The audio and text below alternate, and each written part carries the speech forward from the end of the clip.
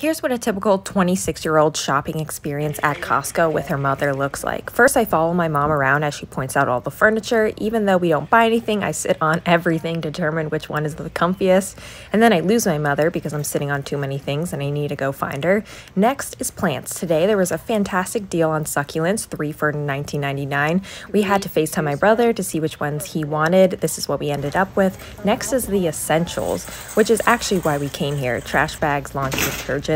Next is what I came here for, the food. Topo Chico, never tried. Someone tell me if it's actually worth the hype. Love LaCroix.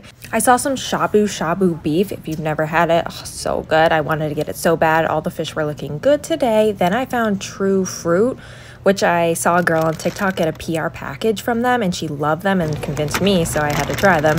Had to get the 2 bags of organic dried mangoes, loved them. Took a stroll through the cheese and found these samples, but I didn't get anything.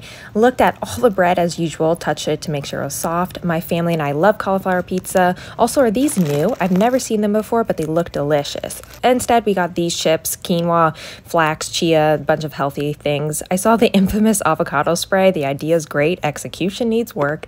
Real bars are truly unreal. Coconut, dark chocolate, always get a pack. Finally, 2 more packages of face masks. I try to use reusable ones, but the disposable ones are clutch. Oh, did you even go to Costco if you didn't get a slice of pizza? Hand sanitizer, always. We're in a pandemic, people, and that's what a typical Costco trip looks like for me.